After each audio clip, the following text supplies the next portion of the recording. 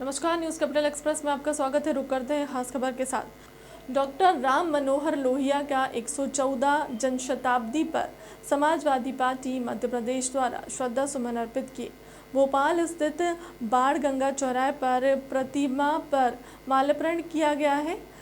Doctor Ram Manohar Lohia ने जन्म शताब्दी पर आज भोपाल स्थित बाल गंगा चौराहे पर उनकी प्रतिमा पर माल्यार्पण किया गया।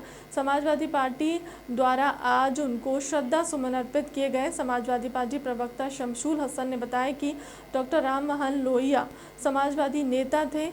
वह बदलाव और क्रांतिकारी थे, हमेशा से गरीबों की मदद करते थे। देश में उनको विचारों को सुमरन कर चलाना चाहिए। लोहिया अमर रहे, अमर रहे। डॉक्टर राम मनोहर लोहिया अमर रहे, अमर रहे। डॉक्टर राम मनोहर लोहिया अमर रहे, अमर रहे। डॉक्टर राम मनोहर लोहिया अमर रहे, अमर रहे। डॉक्टर राम मनोहर लोहिया अमर रहे, अमर रहे। डॉक्टर राम मनोहर लोहिया अमर रहे, अमर रहे। डॉक्टर राम मनोहर लोहिया अमर रहे, अमर रहे। नहीं खुला क्या? डॉक्टर राम मनोहर लोहिया लोहिया जी, लोहिया जी अमर रहे, राम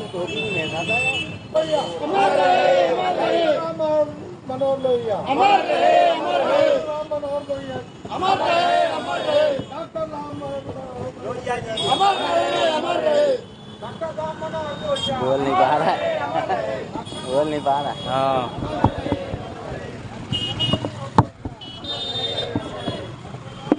तो रहे डॉक्टर राम मनोहर लोहिया जी, आज जन्म शताब्दी वर्ष है उनका, और ऐसे क्रांतिकारी और समाजवादी के जनक, देश में एक बदलाव लाने वाले नेता डॉक्टर राम मनोहर लोहिया ऐसा व्यक्तित्व जिसकी मिसाल दे पाना हमें मुश्किल है।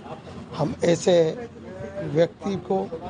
व्यक्ति के चरणों में श्रद्धा सुमन अर्पित करते हैं और तमाम देश के लोगों से आजकल जो विघटनकारी राजनीतिक दलों में एक द्वेषता की भावना से अगर राजनीति कर रहे हैं लोग, मैं उनको आज के दिन ये कहना चाहता हूँ कि डॉक्टर राम मनोहर लोहिया जी का स्मरण करना चाहिए सबको, उनकी विचारधाराओं को अपने अंदर लाना चाहिए, क्योंकि ऐसा स्वस्थ राजनीति करने वाला इस दुनिया में अब दूसरा नेता नहीं आएगा। मैं उनके चरणों में बार बार श्रद्धा सुमन करता हूँ, खराज अकीदत पेश करता हूँ। जय समाजवाद। ऐसे समाजवाद महानायक की आज जन्म जयंती है।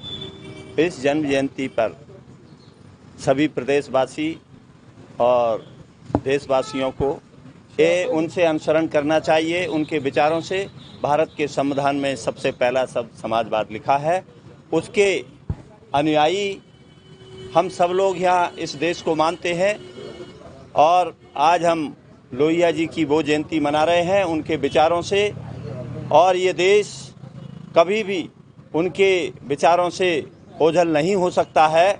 जैसा कि और लोग जो कर रहे हैं वो ये आम गरीब के साथ, जैसा कि हमारे वरिष्ठ विचारक ने कहा है कि लोहिया जी का ये बात सत्य है कि जहां आम गरीब का इलाज होता है हम विदेश नहीं जाना चाहते हैं। ऐसी सोच वाला महामानव धरती पर बिरले पैदा होते हैं।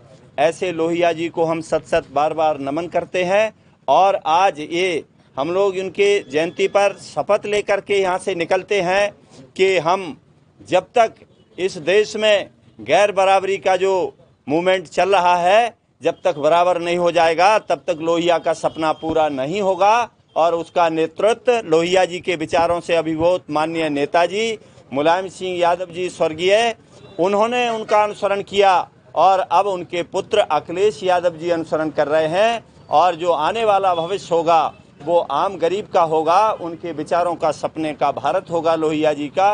हम उनके चरणों में नमन करते हुए, उनके विचारों को अपने जहन में धारण करते हुए सभी को कोट कोट उनके जन्मदिन पर श्रद्धा सुमन अर्पित करते हैं।